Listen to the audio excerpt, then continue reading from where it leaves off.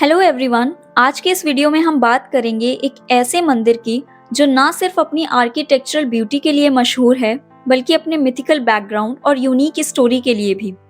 जी हाँ, हम बात कर रहे हैं हिमाचल प्रदेश के मनाली में स्थित हिडिंबा मंदिर की, जिसे हिडिंबा देवी मंदिर भी कहते हैं। चलिए शुरू करते हैं इस कहानी को जो एक अनोखे योगदान और विश्वास से जुड़ी हुई है। महाभारत का नाम सुनते ही हम सबके मन में पांडव और कौरवों का चित्र बन जाता है, लेकिन महाभारत के कई ऐसे साइड कैरेक्टर्स हैं जो इक्वली इम्पैक्टफुल और इंटरेस्टिंग हैं। उन्हीं में से एक थी हिडिंबा, एक राक्षसी जो कलयुगी नहीं बल्कि एक सुंदर और बलिदान प्रिय व्यक्ति थी। हिडिंबा के संबंध पांडवों के सबसे बलवान और प्रिय बंधु भीम से था। कहानी शुरू होती है उस समय जब पांडव अपने वनवास के दौरान हिमालय के घने जंगलों से गुजर रहे थे। यहीं उनका सामना हुआ हिडिंब और उसकी बहन हिडिंबा से। हिडिंब एक राक्षस था जो लोगों का शिकार करता और उन्हें खा जाता, लेकिन हिडिंबा अपने भाई से बिल्कुल अलग थी। वो दयालु, बुद्धिमान और साहसी थी। एक रात जब पांडव एक पीपल के पेड़ के नीचे आराम कर रहे थे, हिडिंब की नजर उन पे पड़ी। उसने हिडिंबा से कहा, जाओ इनसे मिलो और देखो इनमें सबसे शक्तिशाली कौन है, ताकि मैं उसका भोजन कर सकूं। लेकिन जब हिडिंबा पांडवों के पास पहुंची, उसकी नजर भीम पर पड़ गई।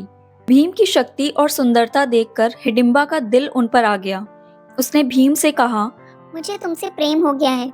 मैं अपने भाई के इरादों के खिलाफ जाऊंगी, लेकिन तुम्हें कुछ नहीं होने दूंगी। इसी बीच हिडिंब वहां आया और पांडवों के ऊपर हमला कर दिया, लेकिन भीम जो अपनी शक्ति के लिए मशहूर था, उसने हिडिंब को एक कठिन युद्ध के बाद मार गिराया।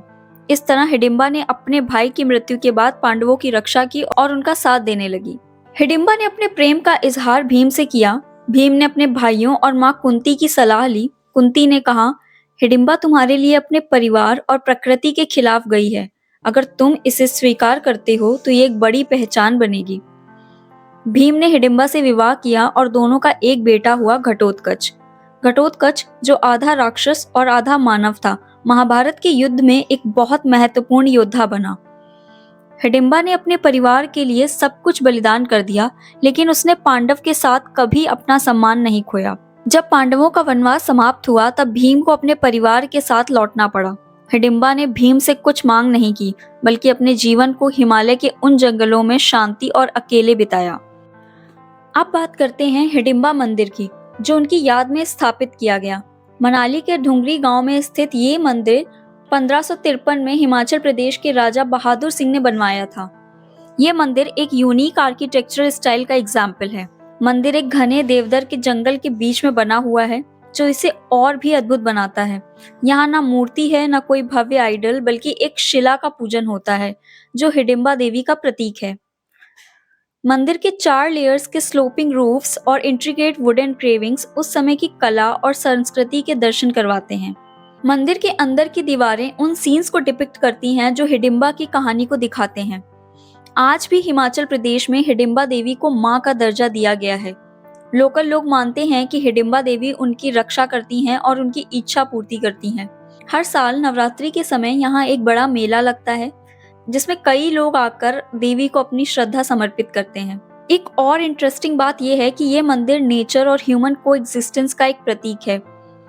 हिडिंबा जो एक राक्षसी थी, उन्होंने भी अपने कर्म और व्यवहार से लोगों का दिल जीत लिया। आज ये मंदिर सिर्फ एक धार्मिक स्थल नहीं, बल्कि एक कहानी का संग्रह है जो प्रेम, त्याग और साहस का प्रतीक है। हिडिंबा की कहानी हमें सिखाती है कि इंसानी स्वभाव और व्यक्तित्व जन्म या जाति से नहीं, बल्कि हमारे कर्म से डिफाइन होता है। एक राक्षसी होते हुए भी हिडिंबा ने प्रेम, त्याग और बलिदान के ऐसे उदाहरण दिए जो हर समय के लिए प्रेरणा है। आपको हिडिंबा मंदिर की कहानी कैसी लगी? कमेंट्स में जरूर बताइएगा। और अगर आपके पास इससे जुड़ी कोई और रोचक बात हो तो वो भी शेयर करें। तब तक के लिए जय सनातन। Thank you for watching.